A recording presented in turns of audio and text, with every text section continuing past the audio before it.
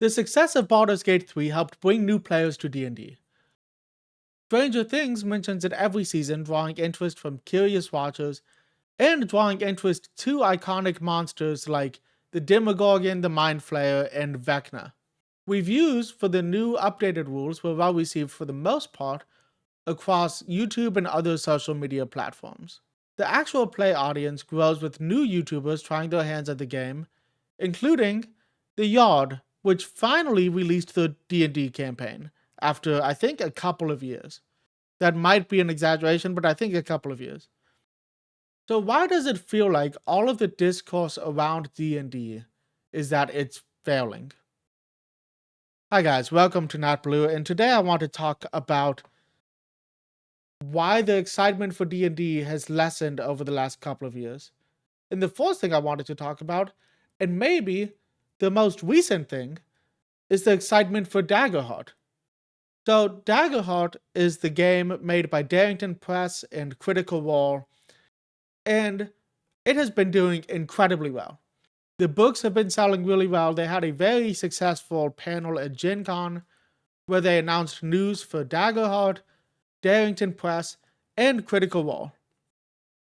And this happens with a lot of TTRPGs, where a new game is declared the D&D killer. The issue is normally name recognition. D&D has been a household name since the Satanic Panic, and it's hard to usurp that. Traction with Daggerheart will be important here, and I think they have a good start by securing collaborations with Dungeons & Daddies and Legends of Adventures, and using Daggerheart for Critical Role. The next season might be a Daggerheart season. Knowing my luck, they've probably announced by now that it is. But they've done well gaining traction. They just need to kind of keep it up.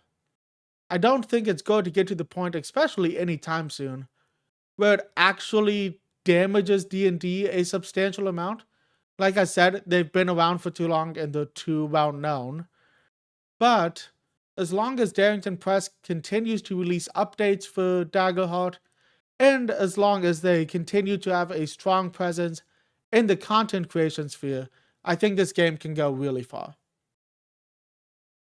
And then the second thing I wanted to talk about is an increase in curiosity for other systems.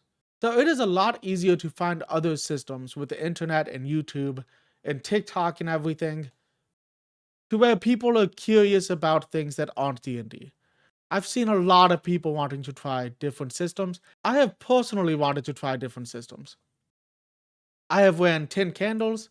I bought Cain, I don't know how to say it, Cairn. I have gotten Eat the Rice, which I'm super excited about. And then I have been curious about things like Pathfinder and Call of Cthulhu, which I really want to play one day. This is influenced by some recent actual play games. Dungeons & Daddies is running Call of Cthulhu right now. Dimension 20 has run Kids on Bikes a few times, and ran the Mythic system for Shriek Week. Vampire the Masquerade was used for LA by Night and New York by Night. Critical Role ran a short game of Honey Heist, which is a one-page tabletop role-playing game made by a small developer. And overall, a lot of content creators are trying different systems. A lot of actual plays, especially big actual plays, are trying different systems. And it's made other people more curious about that, and has probably caused a few people to stray away from D&D after finding a new system that they're more excited for. And then Sigil failed. I think it's Sigil, according to what D&D is saying. It might be Sigil. I don't know. I'm going to call it Sigil, but I think Sigil failed.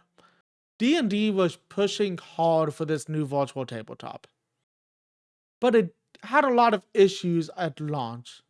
It didn't run well. So people reported needing a good GPU, and it didn't initially release on Mac OS. So this restricted how many people could use Sigil. A good GPU is expensive. And a lot of the time, if you're just running it off of like a laptop, it's tough to get a good GPU. And then not releasing it on Mac OS just takes away an entire community of people that might want to use Sigil. And then some people were just hesitant to engage with Sigil because of microtransactions. From what I understand, a lot of the minis were going to cost more money. I'm sure that each time a book released, you could buy like a mini pack or something like that, is what I would assume was going to happen with that. But overall, it just failed. And Wizards of the Coast has since given up on Sigil, which is a little sad because it had a lot of promise. They just really needed to fine tune some stuff. And then obviously, there's been a lot of controversies with Wizards of the Coast in the last couple of years that have just kind of shrunk the fan base.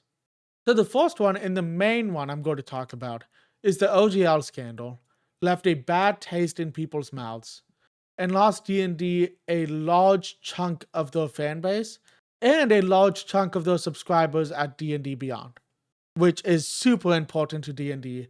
They really want D&D Beyond to be like the center of this game.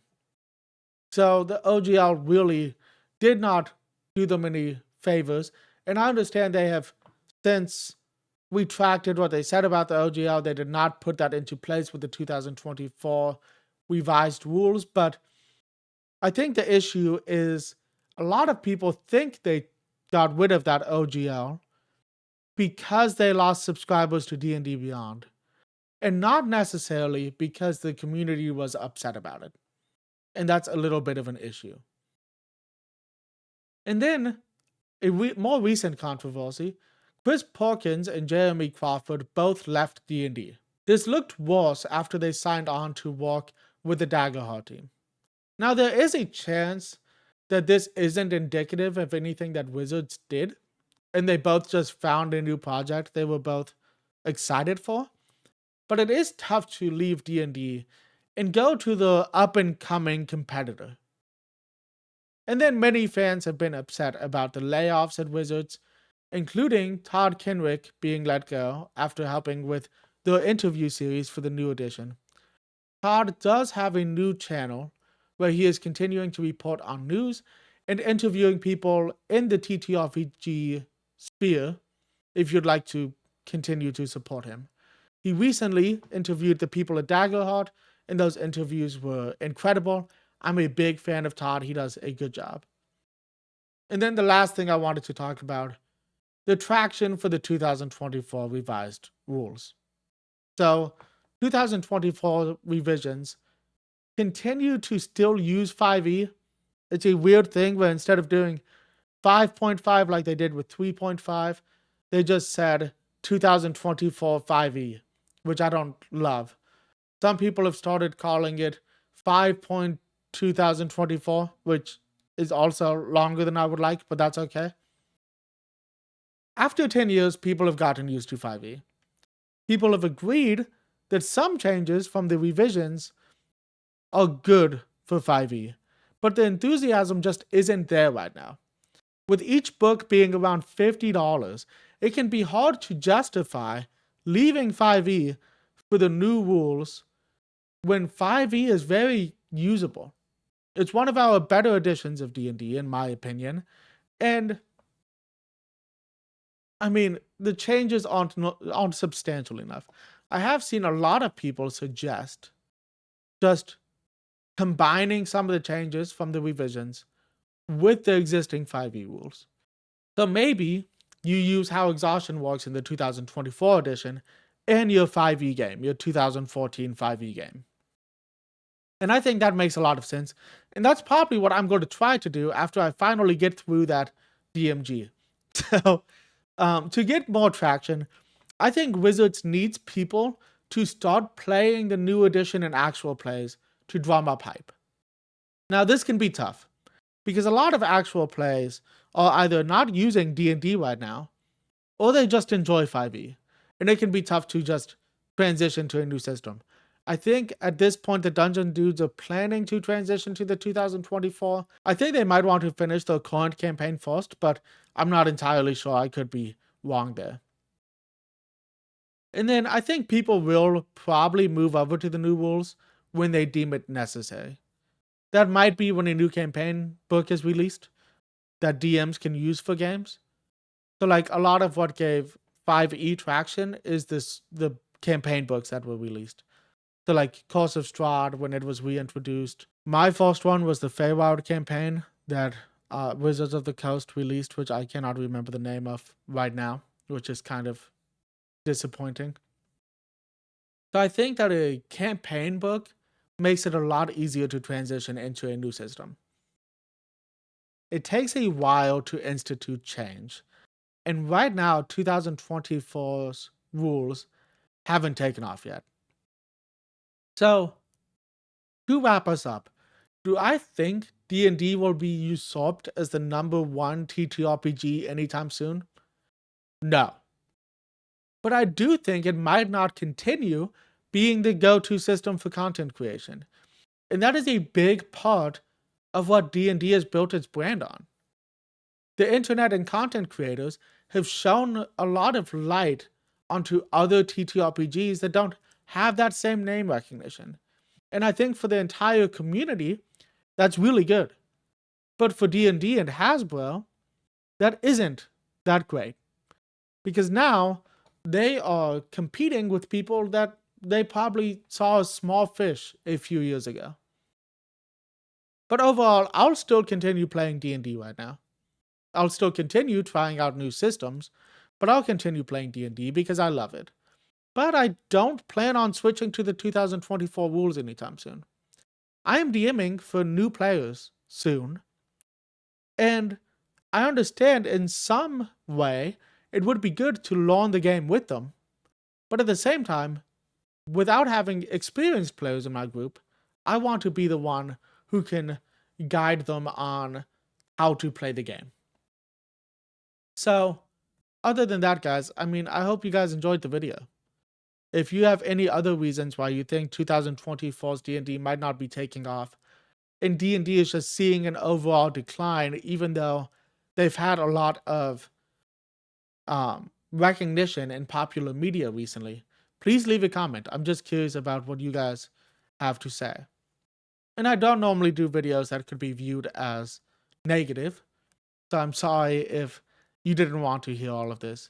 I know a lot of channels do like the D&D drama. That's not what I want to do here. I just wanted to talk about why I think D&D is just not as popular as it used to be in the TTRPG community. I think for everyday people, D&D is by far the most recognizable name. If you did like the video, you can leave a like. If you want to see more videos like this, subscribe to the channel. I'm going to be trying to do a TTRPG video every week. So if you're interested in that, subscribe to the channel. Hit that notification bell if you want to be notified when new videos are released. And other than that, guys, I hope everybody is having an amazing day. And until next time, peace.